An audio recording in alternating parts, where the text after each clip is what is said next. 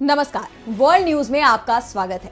आप जानते हैं कि अमेरिका में 5 नवंबर को राष्ट्रपति चुनाव के लिए वोटिंग होनी है। अमेरिका में अर्ली वोटिंग का भी ट्रेंड है। मेल, बैलेट पेपर और दूसरे माध्यम से लोग समय से पहले वोट डाल सकते हैं। अर्ली वोटिंग में अभी तक करीब 6.5 करोड़ लोग वोट डाल चुके हैं, जिसमें राष्ट्रपति जो बाइडेन, उपराष्ट्रपति कमला हैरिस और पूर्व राष्ट्रपति डोनाल्ड ट्रंप का भी नाम शामिल है। चुनाव के बीच अब ट्रंप और हैरिस के बीच तीखे आरोप एक दूसरे पर लगाए जा रहे हैं। इस बीच तमाम मीडिया हाउस की तरफ से सर्वे कराए जा रहे हैं। तो राष्ट्रपति चुनाव में किसका पलड़ा बताया जा रहा है भारी, इसी पर हम करेंगे चर्चा। लेकिन आइए जरा उन खबरों को भी देख लें जिन पर आगे होगी बात। इजराइल पर एटम बम से हमला कर सकता है ईरान। स्पेन में बाढ़ के चलते और बढ़ी परेशानी। और चलते चलते में बात करेंगे 47 साल बाद जिंदा हुआ नासा का वॉयेजर 1।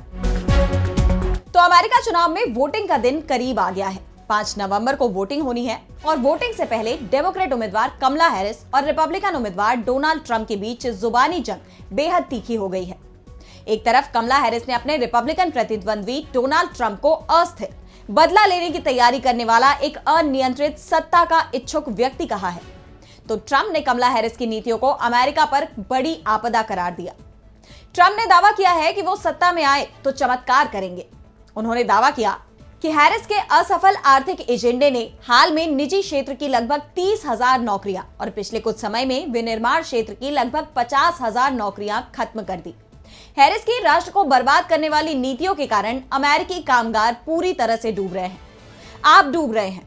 ट्रंप ने कमला हैरिस की विदेश नीति पर भी सवाल उठाए, तो दूसरी तरफ कमला हैरिस ने ट्रंप को अमेरिकियों के लिए बेहद खतरनाक व्यक्ति करार दिया। कमला हैरिस ने लास वेगास में एक रैली को संबोधित करते हुए कहा कि हम सभी जानते हैं कि डोनाल्ड ट्रंप कौन है। वो ऐसे इंसान नहीं है जो आपके जीवन को बेहतर बनाने के बारे में सोचते हैं, बल्कि वो काफी अस्थिर, बदले की भावना से ग्रस्त और शिकायतों से ग्रस्त और बेलगाम सत्ता के इच्छुक है। ट्रंप का संबंध सिर्फ नफरत और विभाजन से है। वो व्हाइट हाउस में दुश्मनों की सूची लेकर आएंगे, जबकि मैं प्राथमिकता पर किए जाने वाले आपके कामों की सूची लेकर आऊंगी। मेरी सूची में सबसे ऊपर कॉस्ट ऑफ लिविंग को कम करना है। राष्ट्रपति के रूप में हर दिन मेरा ध्यान इसी पर रहेगा। मैं देश को अपनी पार्टी से ऊपर रखूंगी और सभी अमेरिकियों के लिए राष्ट्रपति के रूप में काम करूंगी। हैरिस ने कहा कि डोनाल्ड ट्रंप के विपरीत मैं नहीं मानती कि जो लोग मुझसे असहमत हैं वो मेरे दुश्मन हैं। ट्रंप उन्हें जेल में डालना चाहते हैं, बल्कि मैं उन्हें चर्चा का स्थान देना चाहती हूँ। वास्तविक नेतृत्व यही है। साफ है कि अगले कुछ घंटों में हैरिस और ट्रंप के बीच जुबानी जंग और भी तीखी होने वाली है। इस बीच अमेरिकी मीडिया संस्थान की तरफ से हर दिन सर्वे रिपोर्ट पेश किए जा रहे हैं, लेकिन अभी तक ये साफ नहीं हो पाया कि किस उम्मीदवार को बढ़त मिल रही है, क्योंकि सभी सर्वे बेहद कांटे का मुकाबला दिखा रहे हैं। अमेरिकी चुनाव के बारे में कहा जाता है कि जिसने 7 स्विंग स्टेट जीत ली वो आसानी से राष्ट्रपति चुनाव जीत जाता है। यानी एरिजोना, जॉर्जिया, मिशिगन, नेवादा, उत्तरी कैरोलिना, पेंसिल्वेनिया और विस्कॉन्सिन ही ट्रंप और हैरिस की हार जीत तय करेंगे। चुनाव में इनमें सबसे अहम एरिजोना माना जाता है। यही कारण है कि ट्रंप और हैरिस का सबसे ज्यादा फोकस भी इसी राज्य में है। जहां तक मुद्दों की बात है कि ट्रंप समर्थकों के लिए सबसे बड़ा मसला अवैध प्रवासी का मसला है। अब अगली खबर में बात मिडिल ईस्ट की। तो ईरान और इजराइल के बीच कभी भी बड़ी जंग शुरू हो सकती है। संकेत मिल रहे हैं कि अगले कुछ घंटों में ईरान इजराइल पर बड़ा हमला कर सकता है। ईरान के सर्वोच्च नेता अली खामेनेई ने इजराइल को जवाब देने के आदेश दे दिए हैं। इस बीच खामेनेई के सलाहकार कमाल खर्राजी ने कहा कि अगर तेहरान को अपने वजूद पर खतरा महसूस होता है तो देश के परमाणु सिद्धांत में बदलाव कर सकता है। एक तरह से ईरान ने पूरी दुनिया को यह बता दिया है कि उसके पास परमाणु हथियार है और जरूरत पड़ने पर वो इसका इस्तेमाल कर सकता है। इससे पहले खामेनेई ने 2000 के दशक की शुरुआत में परमाणु हथियारों के विकास पर रोक लगाई थी और 2019 में ये दोहराते हुए कहा था कि परमाणु बम बनाना और उसे जमा करना गलत है और इसका उपयोग हराम है। हालांकि हमारे पास परमाणु तकनीक है, ईरान ने इससे दृढ़ता से परहेज किया है। पिछले वर्षों में ईरानी अधिकारियों ने बार बार देश के परमाणु सिद्धांत को बदलने की धमकी दी है, लेकिन अब कहा जा रहा है कि इजराइल के खिलाफ ईरान परमाणु हमला कर सकता है। वो परमाणु हथियार तैयार कर चुका है। ईरान के तीखे तेवर के चलते इजराइल में डर का माहौल दिखाई दे रहा है।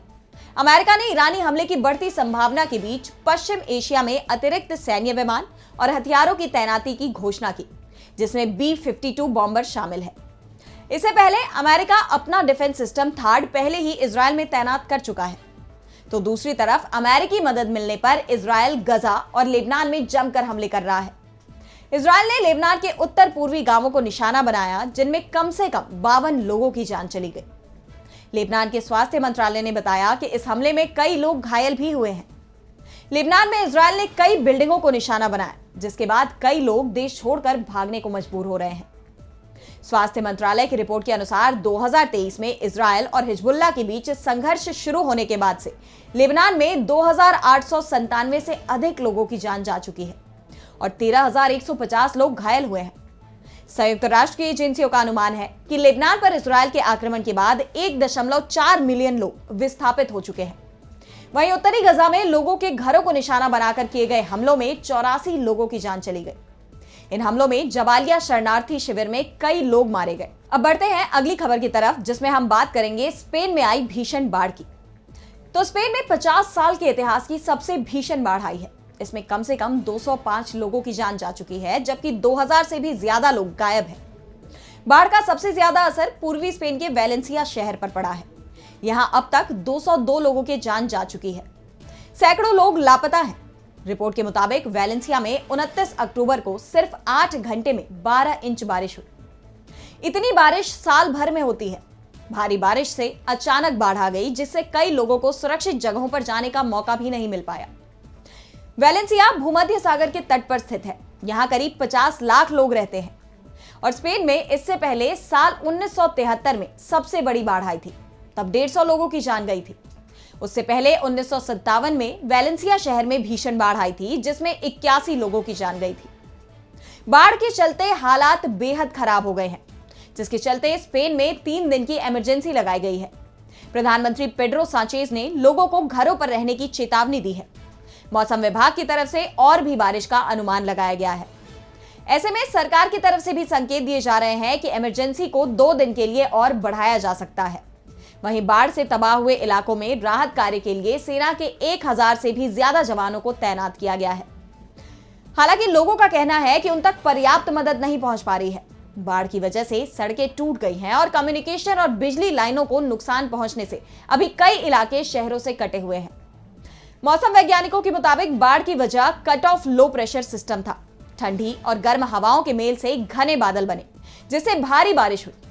स्पेनी भाषा में इसे डाना इफेक्ट कहा जाता है। वैज्ञानिकों के मुताबिक भूमध्य सागर का ज्यादा गर्म होना भी भारी बारिश की वजह बना। और अब चलते चलते मैं बात करेंगे 47 साल बाद जिंदा हुए नासा के वॉयेजर 1 की। नासा के 47 साल पुराने वॉयेजर 1 अंतरिक्ष यान ने हाल ही में एक रेडियो ट्रांसमीटर की मदद से थोड़े समय की रुकावट के बाद पृथ्वी से संपर्क स्थापित किया। कैलिफोर्निया में जेट प्रोपल्शन लेबोरेटरी जेपीएल के नासा इंजीनियरों ने 24 अक्टूबर को अंतरिक्ष यान से फिर से संपर्क स्थापित किया। नासा का यह अंतरिक्ष यान 15 बिलियन मील से अधिक दूरी पर अंतरिक्ष में है। 16 अक्टूबर को इसके एक ट्रांसमीटर के बंद होने के कारण इससे संपर्क में रुकावट आई थी। अमेरिकी अंतरिक्ष एजेंसी नासा ने बताया कि एक संदेश को पृथ्वी से वॉयेजर 1 तक पहुंचाने और उसका जवाब आने में करीब 46 घंटे लगते हैं। यानी एक तरफ की यात्रा में लगभग 23 घंटे का समय लगता है। 16 अक्टूबर को जब नासा के इंजीनियरों ने अंतरिक्ष यान को एक आदेश भेजा, तो वो 18 अक्टूबर तक इसकी प्रतिक्रिया का पता नहीं लगा सके। एक दिन बाद वॉयेजर 1 के साथ संचार पूरी तरह से बंद हो गया। जांच के बाद अंतरिक्ष एजेंसी की टीम ने पाया कि वॉयेजर 1 की फॉल्ट प्रोटेक्शन सिस्टम ने अंतरिक्ष यान को दूसरे कम शक्ति वाले ट्रांसमीटर पर स्विच कर दिया था। वॉयेजर 1 में 2 रेडियो ट्रांसमीटर हैं, लेकिन ये कई सालों से केवल एक का उपयोग कर रहा है, जिसे एक्स बैंड कहा जाता है। हालांकि दूसरा ट्रांसमीटर एस बैंड एक अलग फ्रीक्वेंसी का उपयोग करता है, जिसे 1981 से उपयोग नहीं किया गया। फिलहाल नासा ने एक्स बैंड ट्रांसमीटर पर वापस स्विच करने से बचने का विकल्प चुना है, जब तक कि वे ये पता नहीं कर लेते कि फॉल्ट प्रोटेक्शन सिस्टम को किसने सक्रिय किया, जिसमें कई सप्ताह लग सकते हैं। तो आज इस वर्ल्ड बुलेटिन में इतना ही। अब मुझे दीजिए इजाजत और आप बने रहिए डीबी लाइव के साथ। नमस्कार।